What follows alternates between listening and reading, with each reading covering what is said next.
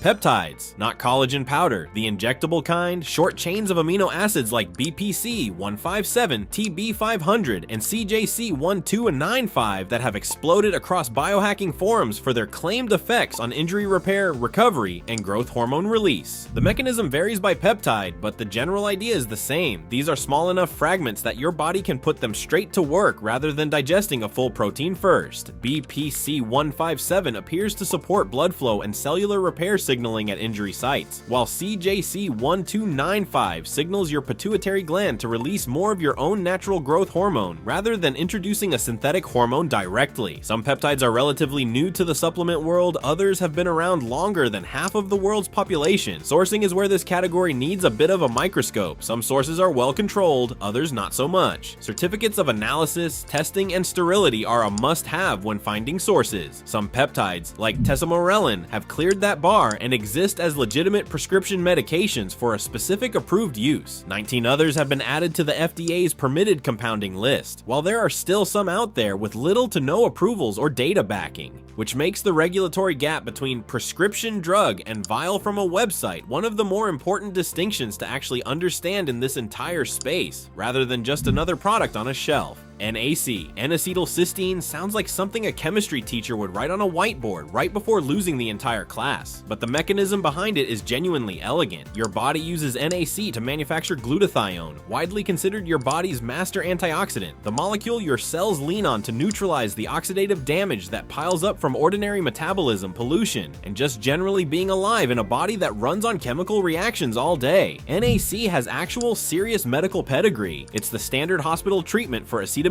overdose, administered through an IV to protect the liver, which is a considerably higher stakes use case than most things sitting on a supplement shelf. It's derived from cysteine, an amino acid your body already produces, and that's also found naturally in high protein foods like chicken, eggs, and dairy, meaning the lab version is essentially concentrating something your diet is already quietly supplying in smaller amounts. There's a genuinely funny regulatory footnote here too. The FDA spent a stretch of the early 2020s in a public back and forth over whether NAC even qualifies as a legal dietary supplement, which meant it briefly vanished off store shelves entirely, a supplement getting canceled by paperwork rather than science. Should you try it? The antioxidant and respiratory support research is genuinely solid. This is one of the more medically credible names on this entire list. L-Theanine. This is the amino acid responsible for the specific famous calm alertness that a cup of green tea delivers, distinct from the jittery buzz of coffee, and it's naturally found almost exclusively in tea leaves, which is exactly why centuries of monks meditating over tea ceremonies stumbled onto something real long before anyone had a name for the mechanism behind it. L-theanine appears to increase alpha brainwave activity, the same wave pattern associated with a relaxed, focused mental state, while also gently modulating a few key neurotransmitters tied to mood without producing sedation, which is the part that makes it genuinely unusual compared to most calming supplements that just knock you out instead. It's especially popular stacked directly with caffeine, since the theory and a reasonable amount of research suggests it smooths out caffeine's jittery edge while preserving the alertness, essentially taking coffee's rough personality and sending it to a few therapy sessions. Should you try it? If caffeine makes you anxious or jittery, stacking in 100 to 200 milligrams of L-theanine is one of the more genuinely evidence-backed combinations on this entire list, not just influencer folklore. Saffron, yes, the extremely expensive red spice sitting in your spice rack that costs more per gram than some precious metals harvested by hand from the delicate threads inside a specific crocus flower, which is exactly why it's one of the priciest crops on the planet, and also somehow a legitimate supplement with real clinical research behind it. Multiple trials have compared saffron extract against standard antidepressant medications for mild to moderate mood support, and several found comparable effects, a genuinely striking result for something more commonly associated with risotto than with mental health research. The proposed mechanism involves saffron's active compounds influencing serotonin levels in the brain, similar in concept to how conventional antidepressants work, though through a plant compound rather than a synthesized pharmaceutical. It's primarily grown in Iran, which produces the overwhelming majority of the world's saffron supply, with smaller amounts coming from Spain and Kashmir, and the insane labor cost of hand harvesting each individual flower thread is the entire reason it's priced like a luxury good instead of a bottle of vitamins. Should you try it? The research is more promising here than most people expect from a supplement that also happens to be a cooking ingredient, though it should never replace an actual conversation with a doctor about mood or mental health.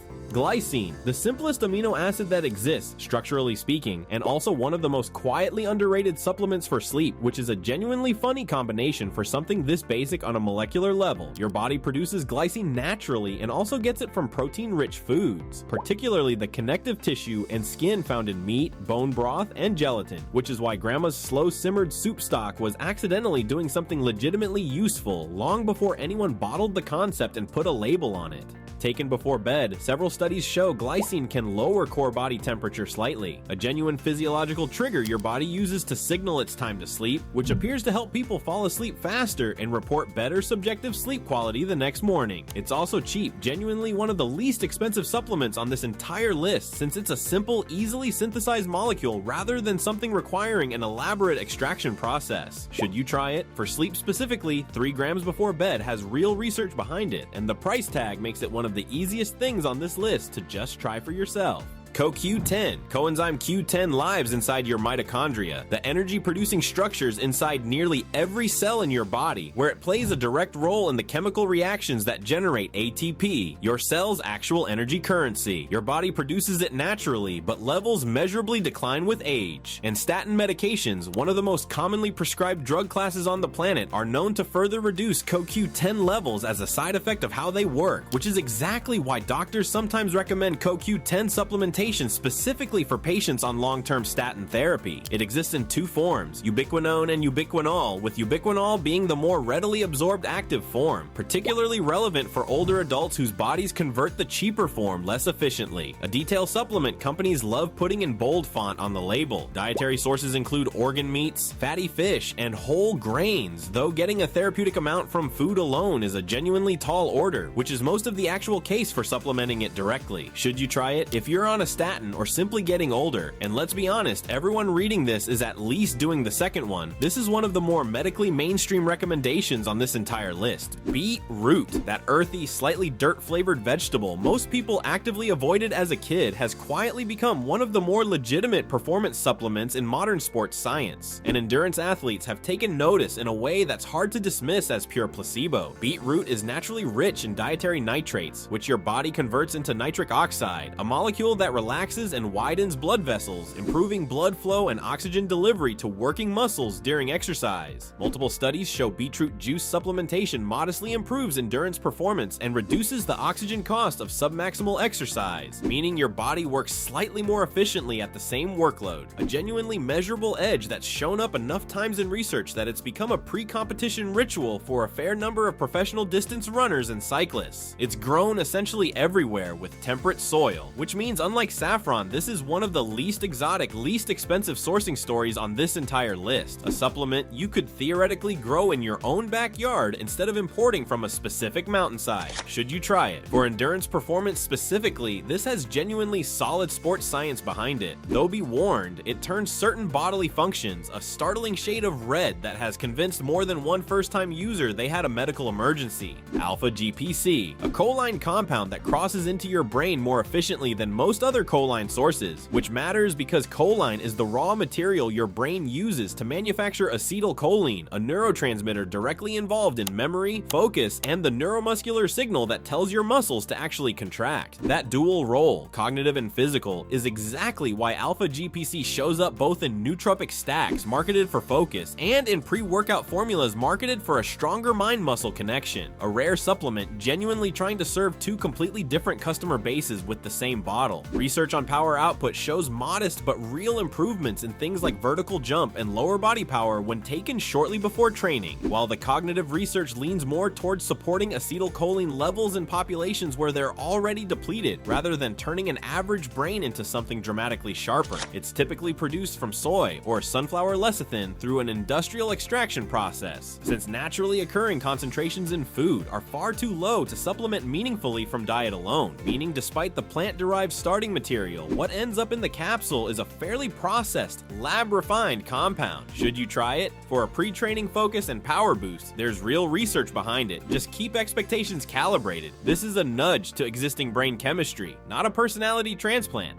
The real takeaway, none of these 8 are the flashy main character supplements everyone already knows about, and that's exactly the point. They've been sitting quietly in the background, doing legitimately researched jobs while creatine and protein powder hog the spotlight. Peptides sit apart from the rest of this list entirely, promising mechanisms with very high potential upside, riding on thin human evidence, and an unregulated sourcing chain, which makes it the one entry here that deserves the most scrutiny before anyone gets near a vial. NAC and CoQ10 both have real medical pedigree well beyond the supplement aisle. L-Theanine, Saffron, and Glycine all work through your brain and body chemistry from about as different a price point and sourcing story as compounds can have. Beetroot and Alpha-GPC both improve physical performance through completely different mechanisms, one through your blood vessels, one through your nervous system. The gap between the two ends of this list, kitchen cabinet ingredients with real clinical trials behind them versus a research chemical sold without any of that oversight, is exactly why supplement ends up being a much bigger, messier category than the label on any single bottle wants to admit.